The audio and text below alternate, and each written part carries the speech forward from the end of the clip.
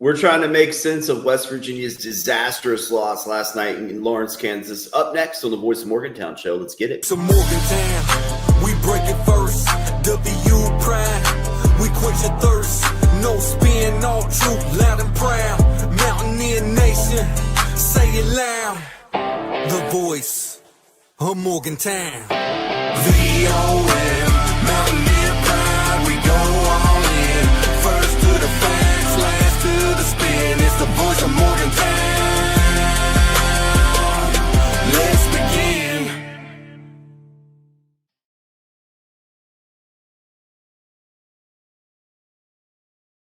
All right, guys, my name is Brad Smith, and it is Sunday morning after one of the worst West Virginia football losses in a really, really long time. Bernie, it's one of those mornings where you wake up and you're like, wait, did that happen last night? And unfortunately, that happened. Your thoughts this morning, my friend? Dude, I think my background says it all, right? Like that's 100% how I'm feeling right now. I was really optimistic about this game coming off the Pitt win, but it was terrible. I mean, they got out hustled, out fought, bullied by Kansas. And I never thought I'd say that, maybe on the basketball court, not on the football field. Yeah. So let's try to make sense of last night's disaster. We didn't have Ty Edwards, which was a big problem, of course. Ty Edwards is, as we know, a big part of our offense. When we don't have a Ty Edwards, we don't have a big back. I think a lot of our weaknesses come out. Our offensive line looked terrible again, of course. We didn't have a single downfield throw last night. It was, just so many weaknesses on our offense. I don't know, man. How can we explain what happened last night? What do you think? I really can't, and I'm having a hard time understanding why Rich Rod is not making and taking more deep shots downfield to stretch the defense. I mean, anybody that watches film on us currently knows you just got to stack the box, and this is without Ty Edwards, right? So, like you said, I think losing Ty in that game was terrible, or not the game, but not having him available for that game. Yeah. And you can't run an offense without doing that. I mean, you have to be able to take some shots, and it's not like we don't have a good deep threat. We have a great deep threat and a great mid threat with Gallagher and Vaughn. Where was Cam Vaughn last night, man? 2 catches, 11 yards. Yeah, again, but I mean, he's a breakaway guy, right? So if Nico doesn't have time to find him, and we've talked about that quite a bit, you still got to put it up, do 2-second count and just let it go, but we just don't seem to be taking those shots to stretch the defense. And, it's been bad. And I think back to that, non-targeting call on that in that third quarter on Bowers. To me, that targeting doesn't get any clearer than that. I don't even know how you don't do that. So, the officiating has been a real problem this season. It could have cost us the Pitt game last week too. We all saw Ren Baker put out that statement, but at the end of the day, it doesn't matter. You can control what you can control, and unfortunately, we're not doing much of any controlling right now. We're pretty exposed, which is unfortunate. Yeah, what's next at quarterback? I do want to look at our quarterback situation. I had a lot of people message me and texting me last night. Nico's got to go. Nico's sucks. And I just stopped responding. Here's my issue. And people want to come out. They want me to come out and say that Nico's not the man, that Nico sucks. He's too slow and all this other stuff. Here's the thing, guys. And Bernie, you may disagree. I don't know. Nico, in my opinion, gives us the best chance of winning still. I know Jalen Henderson came in and got a touchdown on their second string defense. I think it's been proven that he can't throw, though, and he's 2 of 8 on the season throwing. If we just have if we have an offense where the only offense that we can get is him running quarterback sneaks and running like a Pop Warner type of offense, then we may get a touchdown every once in a while. But I still feel like Nico Marchiol is our best option. I know a lot of people saying, "Oh, you're glazing Nico." That's just how I feel. I feel like he is the right man for the job. I think he's a winner. I think he's by far and away our best thrower. I don't think we have anyone else behind him that even gives us close to a chance of winning. Your thoughts, Bernie? Agreed. Look, I put out the article on Nico for a reason because I believe it, but I also think that the game is changing a little bit right now, and it's the way that the team is set up doesn't favor him. He needs time to pass, and I agree with you. He's a great passer. Like I highlighted in the article, those 3 throws he made, those were game-defining throws, right? Nico is the only one I've seen on the roster that can do that. When you look at Henderson's stats, I think he completed 2 passes yesterday for 16 yards, and that's, like you said, against a backup defense. That's a staggering statistic, right? So I think when you think of the quarterbacks that are remaining on the roster, you have to start rotating different people in. I hate saying that, but it's just not the way we're set up right now. If we leave Nico in at quarterback until he gets better protection, we're not going to win because he's not mobile and he needs to go through his progressions or he needs to stretch the defense. So the way I look at it, Nico's really just kind of got everything stacked against him. Rich Rod, for whatever reason, has been calling horrific games. I mean, this offense I'm seeing from him is really bad. I've said it before too, like we didn't see many screen passes, right? Like a true screen pass where the running back is kind of breaking out from the offensive line and going through the middle. Have we seen that yet? No, right? Because if you get an aggressive defense, the way you break an aggressive defense, screens, counters, draws. I mean, we're all proven, right? Or quick slants, things like that. He's just not doing that. I have not seen like a true screen where you allow that defensive front to kind of come in. Nico backpedals a little bit, throws a floater. You hit your running back, you hurt him for 20 yards. And he's not doing anything to alleviate that pressure on Nico. So again, when you have these guys that are not seeing a deep threat, you have bad play calling, you have a bad offensive line, you put Tom Brady back there, you're not going to win a game. It's just you have to give the guy an opportunity to throw. So to answer your question, long-winded rant, I do think Nico is the best true quarterback on the roster, but I also think that Nico is set up to fail right now, and that is an issue. So how do you, even though he's a better quarterback, how do you leave him in to just get his tail kicked every week, right? That's where I think you have to, like Rich Rod has said, Brown has the quickest release of the QBs. Maybe let's start seeing him. Wilkins, I thought, played better than Henderson. You have to figure out what's going to work for you, and I don't see that right now. And I think, like I said, I put out that article after the pick game because I think Nico is the only one truly on that team that could make the throws that he made. But that also was because the offensive line at some point, maybe it was because the defense was getting tired, he had time, right? So what do you do when you're not going to get the time through the majority of the game, and then you're playing from behind and you're still not stretching the field? And it was a really bad game all around. I can't take anything positive away from that game last night. And that targeting call on Bowers, who I love, non-targeting call, I mean, that guy should have been ejected from the game. I just don't know how you don't. I could even find the clip. I mean, it was bad. Yeah. So we have a dilemma at quarterback, and I think that's pretty obvious. That, like you said, I feel like Nico is the best guy for the job, but we do have offensive line struggles that I don't know that we're going to be able to fix this year. So having said all that, Bernie, who should we go with against Utah next week? I'm still going Nico, but I certainly I'm open to hearing other suggestions. This is really hard because I agree, again, that Nico is the best quarterback on the roster when he has the time he needs, but he's not going to get that. I think you have to switch it up at this point. I hate saying that. I hate it because I'm a huge Nico fan, but we're not going to win with Nico at quarterback. He's just too immobile. I know he can run when he gets some time, but again, if you're not stretching the field and you're trying to run against 8 guys, you're not going to be able to run. So you need somebody that has that quick release. Maybe it's a Brown. I am over Henderson too. I think I could care less if he transfers out tomorrow. No offense. People may not like that, but the guy cannot throw. He's a very, quick-footed quarterback that's great, but we have those already with better passing ability. So why give a guy that we're only going to have for a short period of time opportunity? You know, if this is truly rebuilding, start looking at Brown, Fox, and Wilkins. And, you know, whoever emerges, that's your guy for the year. I hate it, but to your point, Brett, I mean, how do you fix an offensive line if you don't have anybody that's going to be able to step up?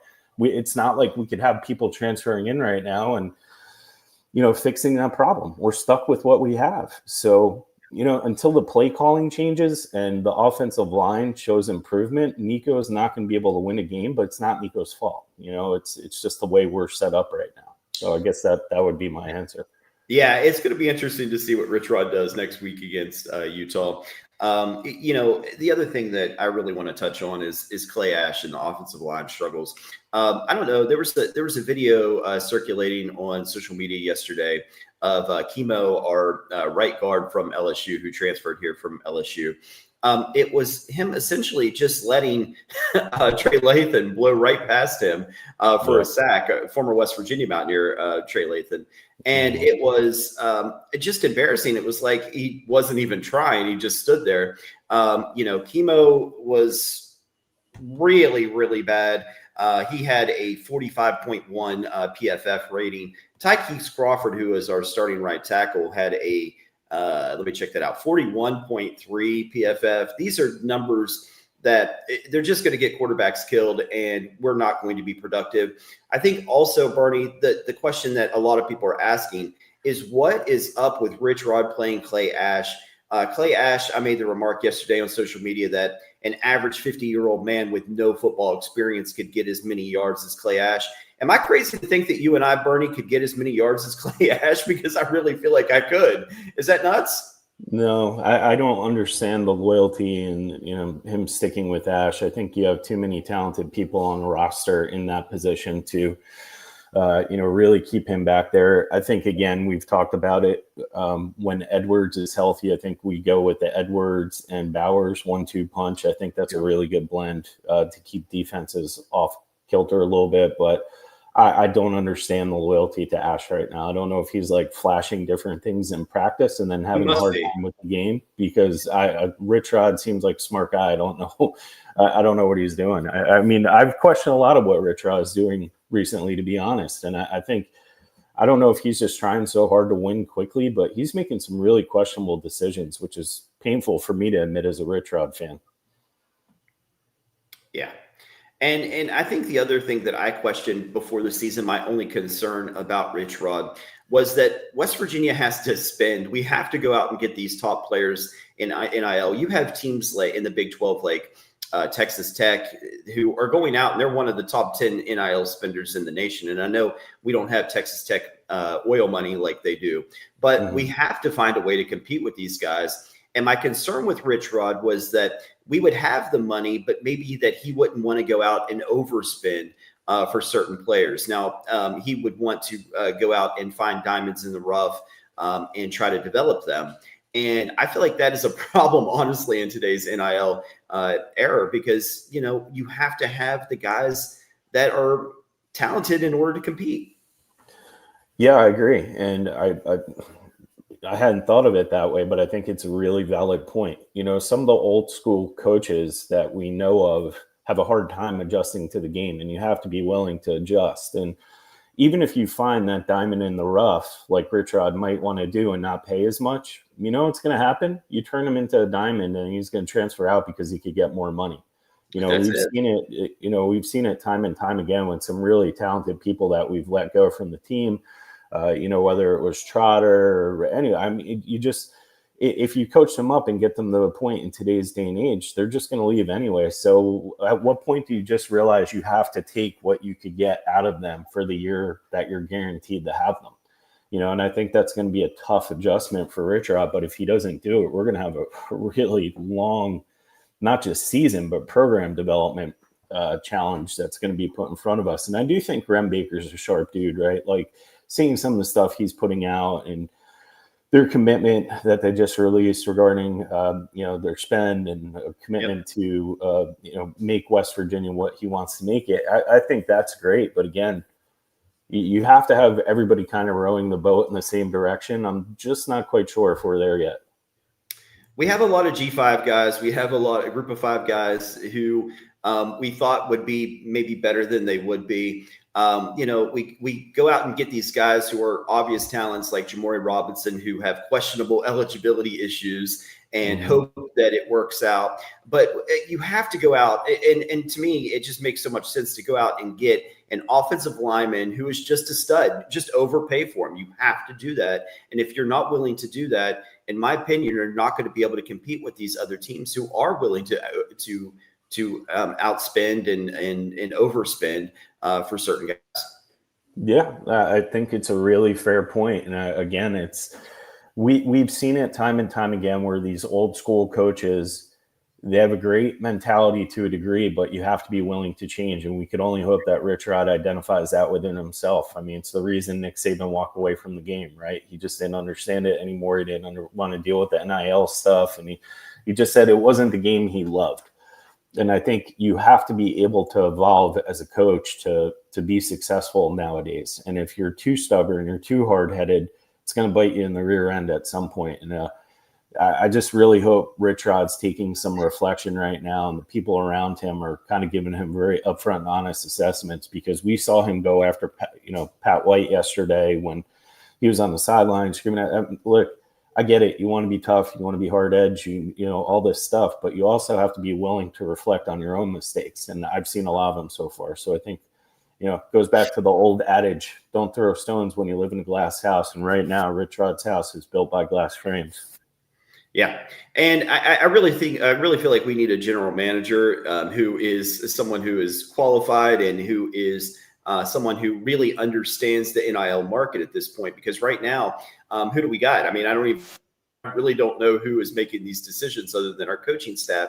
And the coaching staff needs to worry about coaching and not what's out there in the NIL. We need somebody who really understands the space and who is willing to spend the money that we have in order to get to the guys that we need. Right, but you look at the top of the Big 12 standings right now. Okay, we could talk about Texas Tech. They're obviously well-funded. Houston, undefeated. BYU, I mean, we know that they've made a massive investment. But then you also have Iowa State, right? I mean, there's not oil money flowing into Iowa State, and they're doing something right, and they've consistently been successful under Campbell. I think we really need to figure out what's going on and what's wrong, because Rich Rod talked about it in his press conference. Like, hey, it was a double win. We won the recruits that were here for the pig game. We won. Any goodwill now has been spent. When you get blown out by a team like Kansas that badly on every level, a lot of that goodwill with the recruits goes away really quickly. And, I think that was a double loss yesterday. We lost the game, but we also lost a lot of goodwill that was built up from the Pitt game last week with our recruits and the program in general. And with the fan base, for sure.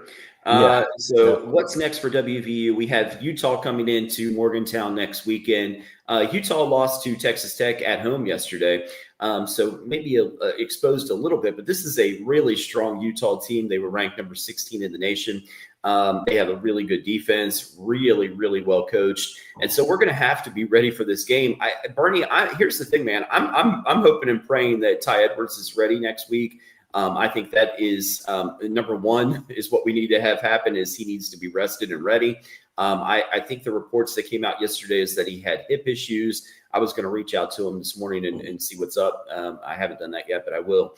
And just see if he'll be ready for next week. He did post last night on social media saying, when I'm back, things will be different. So I don't know, man. Ty Edwards is a huge part of our offense, and I think he could be a game changer and could really turn the whole team around. Agreed. I mean, we've said, Ty is the reason we won the Pitt game, right? I mean, he took so much pressure off of Nico that it allowed Nico to kind of settle in that fourth quarter when the defense was tired. So he's a key part of the program. I mean, we have to remember too, everybody, we lost our star running back, game 2. I mean, the loss of White is echoing through the program right now, and Bray, and It's tough, right? Like we knew that was going to happen. I had a bad feeling about that too before the season started. I'm like, you know what? Watch, Jaheim sticks it out and gets injured in early games, and sure enough, that happens, right? Typical West Virginia luck. Yeah. But I do feel like Ty Edwards coming back will be drastically different for the team. But at the same time, hip injuries, for anybody that's ever had them, they're lingering. Depending what he has, whether it's a pointer or something, you get hit in the wrong spot with a hip injury, that could go on for weeks. And if you don't let it heal correctly, you could really be in trouble. So as much as I want him back, I also want him healthy. I'd rather make a late push, than putting him in and having him play at 75% for the next 8 games. You know what I mean? So it's tough, man. Rich Rod has a lot of work to do, and him and his staff, everything. I mean, it's really bad right now, and I'm shocked, especially after a marquee win like last week. I mean, I just did not expect that game to be over by halftime. And it's funny enough, I talked about this a couple of shows ago, and I'm like, yeah, we're not going to be in the Neil Brown kind of equivalency where we are shutting the TV off at halftime. I was about ready to shut the TV off at halftime yesterday, and I'm like, you can't write this stuff. Like, it's crazy. So that was a hard watch in the second half for sure, especially late. Let's take a few fan comments, man. They're not pretty, of course. Eric Russell said over on YouTube, this is a frequent commenter over on Facebook as well. Vom and Brad was not realistic in thinking WVU would win more than 5 games. A lot of stuff posted in unreasonable, unrealistic, and not feasible. For example, WVU won't change quarterback at Kansas. Yeah, I mean, I think some of this is some fair criticism. I still believe that West Virginia is going to win more than 5 games. I still think we're going to be bowl eligible. There's wins out there. A lot of people thought that Kansas was our most challenging game, really, because it was after the backyard brawl. Kansas is certainly an improved team. And it was, they have that new stadium and the whole thing going there in Lawrence. But I still think this can be a bowl team, even though we had a rough start. And I think getting to a bowl in year 1 with 80 new players on the team would be a huge accomplishment. Bernie, what do you think, man? Yeah, I mean, the criticism's fair, Eric, but you have to remember, too, I wrote that article about not changing QBs, and I never said that we would not ever change QBs. What I said is Nico is the clear-cut QB1. So you got to be fair in the assessment there, Eric, but that was also before we knew Ty Edwards wasn't going to play, right? And we're talking about the impact that Ty Edwards has for the team in general on the offensive side of the ball. So, I mean, I appreciate the comment, I appreciate the criticism, but like I said, I never said that WVU would not be changing quarterbacks. What I said was after the Pitt game that Nico was the clear-cut number 1, and we need to get behind him and support him. Now, like I said earlier in the show with Brad, things are changing, and unfortunately, our offensive line continues to get exposed, and Rich Rod's play calling is garbage. So when you have those two things factor in consistently and surprisingly, it changes the narrative a little bit, and that's just how football goes, right? So if I was to say everything like I just said earlier in the show about having to get Nico out, that's after the fact again. So we do what we do, and we make assessments after what we see on the field. And, I stand by the article, but I also stand by what I said today. Sebastian Fairchild over on X said, talked all that smack and like some clowns. Yeah, I certainly was talking a lot of trash to Kansas fans on X leading up to the game. And I was wrong, obviously. Kansas right now has a better program than us. I think what I was hinting at is the fact that Kansas has always been a bad team. They've been a bad program for a long time. They were 5-7 last year. They beat 2 below average teams this year. And so I just wasn't understanding really why they would have why they were favored by 14. But obviously Vegas knew something that I didn't know, Barney. Yeah, Vegas has been pretty spot on so far. I mean, we talked a lot about it with the Ohio spread and then the Kansas spread. But, I will reiterate the fact that we didn't know that Ty Edwards was not going to suit up. We thought Rich Rod would have made adjustments around the offensive play calling, which he just hasn't for God knows whatever reason. All that stuff factors into what happens. So I think we all felt really good after the Pitt game, and we were brought back down to earth yesterday, and that's just part of football. Yep. Stan Smith over on YouTube says, Rich always says he will force the team to play against 11. Nico is not a viable 11th man. We need a Pat White who only threw after creating a rushing element. I disagree. I mean, I thought Khalil Wilkins did look good yesterday. I think people see, Khalil Wilkins may look like a Pat White because he's a lefty and, an incredible athlete. I don't know that you can say that Khalil Wilkins is Pat White, though. Pat White was one of the best to ever do it. And so that's a lot of pressure to put on Khalil Wilkins. But, I like seeing him. I thought it was interesting that Rich Rod played him over Max Brown. We've heard so many great things about Max Brown, that he's got such a quick release, that he's the best athlete of the 5 quarterbacks. So, and he's experienced. He's played at Florida. He's played at Charlotte. He's got a lot of experience. I am curious as to why we haven't seen Max Brown yet. So I don't know, man. What do you think? I couldn't have said it better. I was just thinking that as you were talking, like, why have we not seen Brown? I can't remember. Did he go out in the Robert Morris game? I thought I saw him. Maybe it was. Max Brown hasn't played yet. No, he's not played yet. Again, that to me, like I was saying earlier, if and Rich Rod has said it, like, he has the quickest release he's ever seen, right? What do you need when you have a bad offensive line? Quick release. And the best athlete. So why are we not seeing him? And again, it goes back to, I hope Rich Rod is not saying in his head, like, oh, we could use this guy next year. We need him now, right? If he's that good, let's get him out in the field and see what he could do, because right now we're in desperate need. And a lot of the stuff we talked about earlier it seems to suit his skill set well. So, I would like to see some more of Max Brown. Yeah. So, I mean, we've got coming up next, we've got at home against Utah.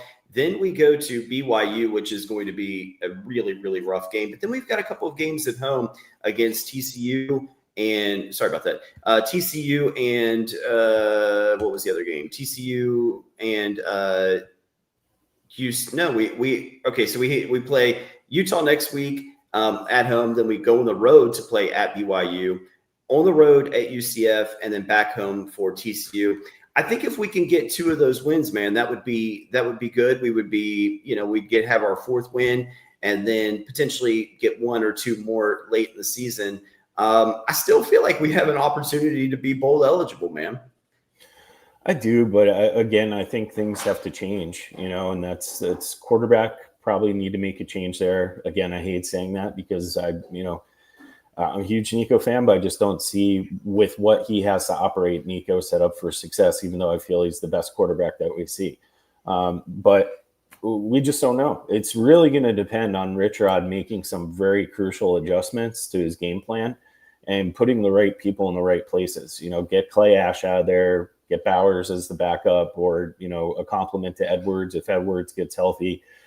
Give Brown some reps, maybe Brown and Wilkins and Fox. I'd like to see those 3. Brown more so than anybody, I think, right now. And, start throwing the ball downfield and throwing in some screens to give your offense a chance to keep the defense honest. And you never know. If he makes adjustments and starts to do things a little differently, we can pull out some wins. I mean, UCF is surprising right now. I think they're undefeated. I don't know, man. It's a crapshoot. I wish I could say I look at the schedule and feel like we have a few games to win that are easy, and unfortunately none are. Yeah, that's why I think the Ohio loss was tough, right? Because if we would have been able to get the Ohio win, we'd have one more win and we're halfway to bowl eligibility. So losing that game hurt. 100%. Look at the schedule real quick with me, man. Utah, sure. That's a toss-up. BYU, that I believe that's a loss. UCF on the road, I don't know, man. They're playing well right now. That's tough as well. TCU at home, potentially a win. TCU still looks good. I mean, they don't look on the road at Houston. That doesn't look good. Colorado at home. Houston's undefeated. Yep. Colorado, I think, could be a win. Colorado could be a win. At Arizona State, and then back home against Texas Tech. I don't know, man. Do we see 4 wins there? No. It'll be rough if we can't get 4 wins.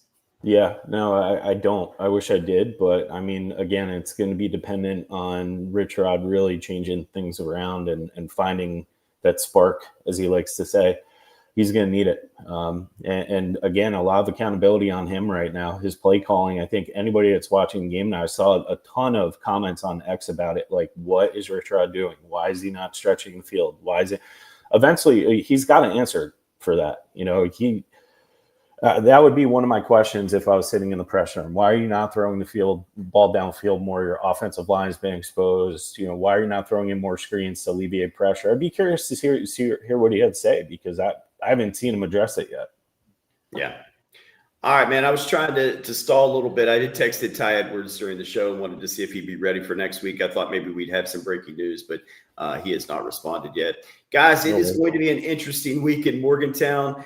Next week we have Utah coming to Milan Puskar, so we need that win for sure. That would be a huge win. We just went over the schedule, and every win right now is absolutely super important.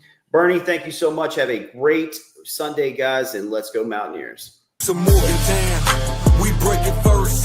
W pride, we quench your thirst. No spin, all truth, loud and proud. Mountaineer nation, say it loud.